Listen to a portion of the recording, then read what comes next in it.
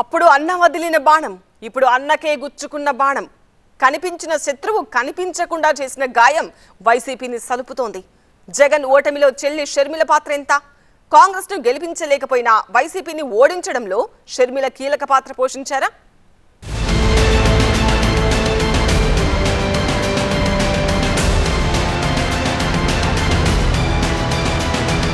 ఆమె ఒకప్పుడు అన్న వదిలిన బాణం. 2014లో జగన్ కోసం, వైసీపీ కోసం వేల కిలోమీటర్లు పాదయాత్ర చేశారు షర్మిల. ఆ తర్వాత 2019లో కూడా అన్న కోసం మరోసారి కొంగు బిగించి ఎన్నికల రణరంగంలోకి దూకారు. ఆ తర్వాత జగన్తో షర్మిలకు గ్యాప్ వచ్చింది. ఇద్దరి దారులు వేరయ్యాయి. రాజకీయ లక్ష్యాలు, గమ్యాల్లో కూడా తేడా వచ్చింది.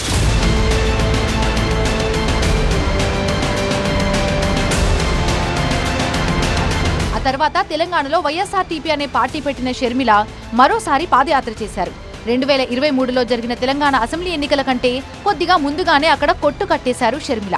కాంగ్రెస్ కండువా కప్పేసుకున్నారు. ఆ తర్వాత ఏపీ పీసీసీ చీఫ్ గా పగ్గాలు చేపట్టిన షర్మిల ఏకంగా అన్న జగన్ పైనే విమర్శల బాణాలు సంధించడం మొదలుపెట్టారు. జగన్ కి కంట్లో నలుసుగా మారారు. ఇంటి వ్యక్తి శత్రువుగా మారితే ఆ బాధలు ఇంతింత కాదయ్యా అనే లెవెల్లో జగన్ ను ఇబ్బందులు పెట్టారు.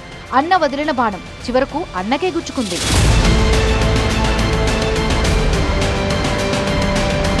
ఏపీలో కాంగ్రెస్ 2% కంటే కాస్త తక్కువగా ఓట్లొచ్చినా చాలా చోట్ల వైసీపీని ఇబ్బంది పెట్టగలిగారు షర్మిల.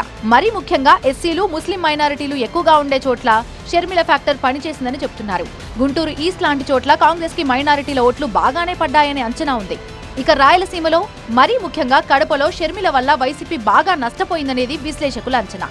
కాంగ్రెస్ ని గెలిపించలేకపోయినా వైసీపీ ఓటమికి షర్మిల కూడా ఒక కారణమయ్యారని నిపుణులు చెప్తున్నారు.